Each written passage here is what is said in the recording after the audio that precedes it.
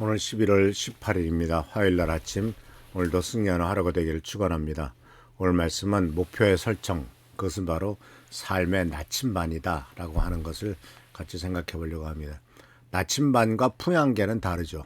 풍향계는 바람이 부는 방향에 따라서 마음대로 돌아갑니다. 그러나 나침반은 항상 같은 북쪽을 가리키고 있는 것을 보게 됩니다. 근데 많은 사람들이 인생의 목표를 나침반으로서 정확하게 목표를 놓고 살아가야 되는데 세상의 풍조를 따라 살아가다 보면은 나침반이 아니라 풍향계처럼 살아가고 있는 것을 볼 수가 있습니다. 그러니까 방향이 없죠. 이 바람이 불면 글로 가고 저 바람이 불면 절로 갑니다.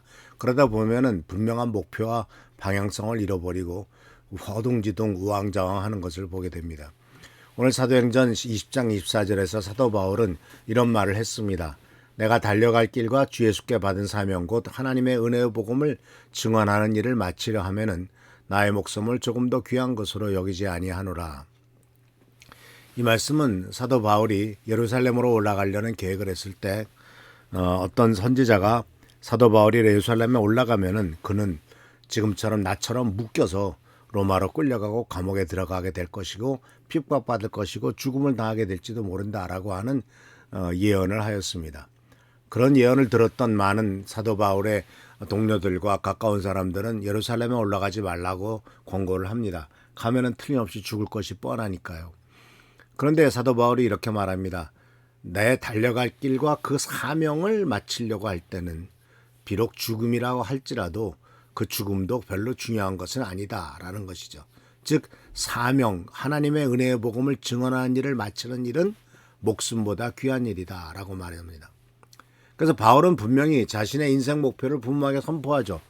단순히 생존하는 것이나 성공하는 것이나 잘 먹고 잘 사는 것이 목표가 아니라 주께 받은 사명을 성취하는 것이었습니다. 그래서 이것은 이의 목표는 우리가 볼 때 어떤 세상 사람들이 생각하는 외적인 조건이나 또는 세상 사람들이 바라보는 어떤 목표가 아니라 하나님께서 내 마음에 두신 내적인 소명과 하나님 나라를 위한 가치에 의해서 결정되고 있는 것을 볼 수가 있습니다.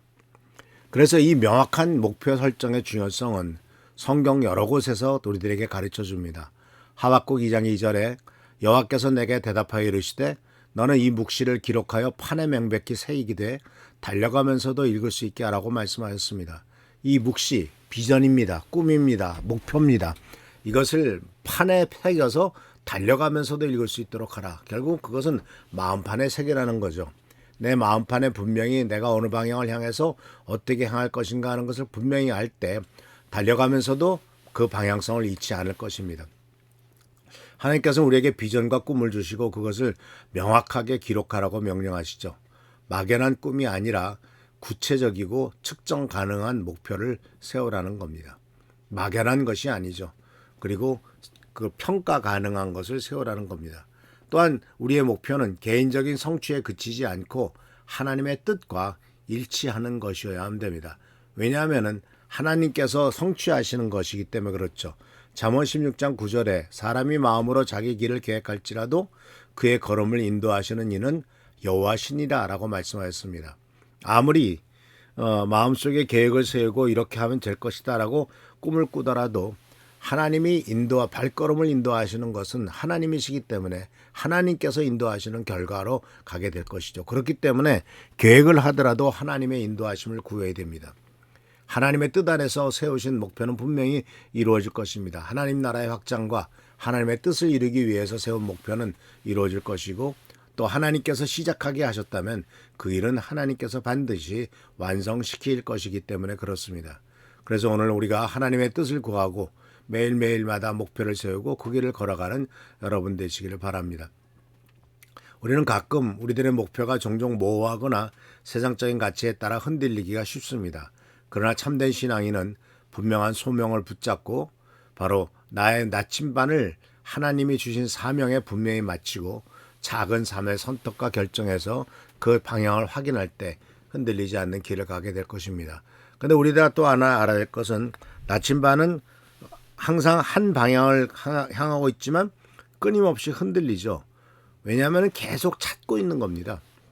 우리 인생도 마찬가지죠. 한 방향을 갔지만 그것이 계속 흔들릴 때도 있지만 그러나 흔들리더라도 같은 방향을 찾고 있다는 사실을 우리가 기억한다면 그 길을 절대로 놓치지 않고 끝까지 그 길을 가게 될 줄 믿습니다.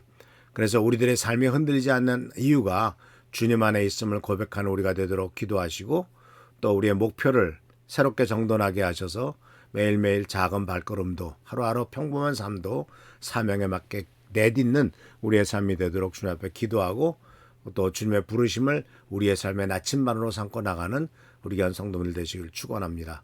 기도하겠습니다. 오늘도 주께서 함께 하시는 은혜를 감사드립니다.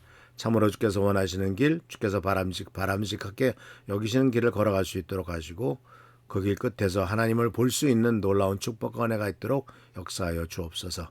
인생의 나침반을 주께 맡기고 나가는 우리가 되도록 하시고 오직 하나님만을 바라보는 삶이 되도록 주여 축복하옵소서. 주께 감사하고 예수 그리스도의 이름으로 축복하며 간절히 기도하옵나이다. 아멘.